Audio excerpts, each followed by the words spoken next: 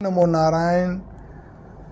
श्रीमद् भागवत महापुराण अनुसार आपने अपने जीवन में कोई आपसे गलत कार्य हो गया, पाप हो गया, पाप का मतलब कुछ भी हो गया, चलिए अनजाने में किसी का नुकसान हो गया या कुछ आपने ऐसा कर लिया कि नुकसान आपका हुआ लेकिन वो हो तो गया गलत ना। अब उदाहरण अनजाने का, आपने मकान बनाना था, पेड़ थे कुछ, आपने वो खुड़वाने पड़े, ठीक है, आपने हाथ पांव जोड़े, सब काम करे, फिर भी लेकिन उसके अंदर जीव थे, छोटे छोटे जीव थे जो हमें नहीं दिखते, हो गया ना, पाप तो हो ही गया, पेड़ गिरा, कुछ तो मरेंगे, कुछ उड़ेंगे, जो भी कुछ। इसी प्रकार से किसी प्रकार का भी, मैंने कहा ना, जड़ चेतन सजीव निर्जीव किसी के साथ भी हमारा कल्पना में भी अगर पाप हो गया, फिजिकली पाप हो गया, फिजिकली कोई कर्म ऐसा हो गया जिससे कहते हैं जो भी कुछ, वो किसी प्रकार का भी हो सकता है, ठीक है ना।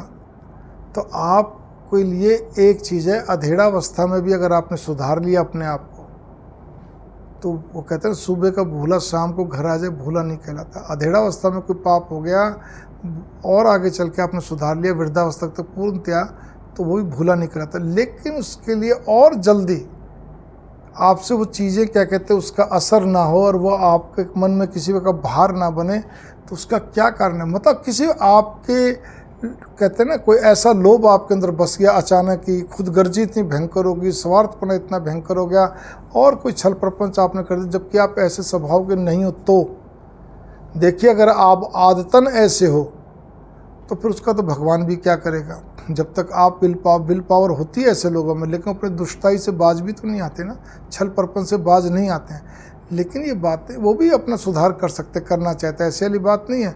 लेकिन कम से कम वो लोग तो करें जिनसे अनजाने में होगा, ये एक आध बार चलो किसी कारणवश को जानबूझ के भी हो गया, तो उसको कैसे सुधारा जाए। भगवान कहते हैं तुम बस मेरे पर छोड़ दो और अपना कार्य करते चलो, सब काम मेरे पे छोड़ते चलो, मेरी भक्ति करते चलो।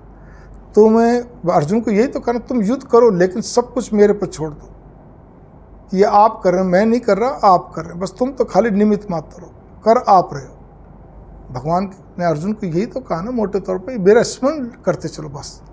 तो वही चीज़ है, आप जो भी काम करते हैं, आजीविका का साधन अपनाते हैं, घर जीवन का काम करते हैं, आप जैसा भी कुछ करते हैं सब भगवान पे छोड़ते चलो। मानसिक तौर पे तो करना, और क्या करना है, हर मिनट मिनट में कोई कहते हैं साष्टांग प्रणाम थोड़ी करना है, कहाँ करोगे। इसीलिए केवल छोड़ते चलो, भगवान ये आप ही करवा रहे हैं, भगवान आप ही चलवा रहे हैं, भगवान ये आप ही कर रहे हैं, आप ही बुला रहे हो, आप ही वहाँ भेज रहे हो, आप ही मेरे साथ चल रहे हो, मैं आपके साथ हूँ, ठीक है ना।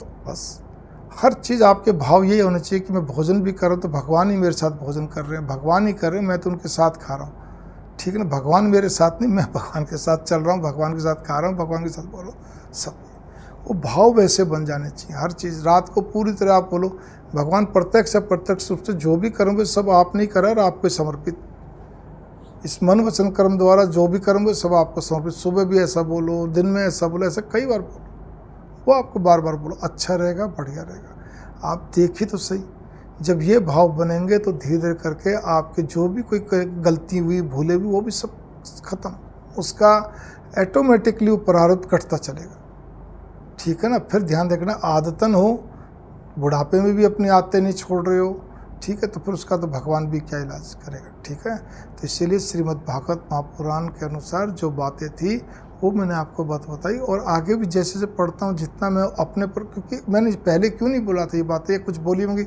कुछ चीज़ें क्या होती जीवन पे अप्लाई करनी पड़ती हैं, ठीक है ना। तो ये तो चीज़ तो ठीक है, लेकिन मैंने इससे पहले भी एक बनाई है पाप वाली, मैंने बताया ना, उसके अंदर हम केवल किसी के बारे में रस भी ले लेते हैं, बात भी करते हैं किसी के बारे में, तो वो भी पाप की श्रेणी में आता है। खाली हम देखते भी हैं या सुनते भी हैं तो वो पाप की श्रेणी में आता है। तो सबसे बचने के लिए यही है, अति से भक्ति को बढ़ाना, काम भी करते चलो, भक्ति बढ़ाए चलो। भक्ति कैसे बढ़ती है, नाम स्मरण से, जप से। ओम नमो नारायण।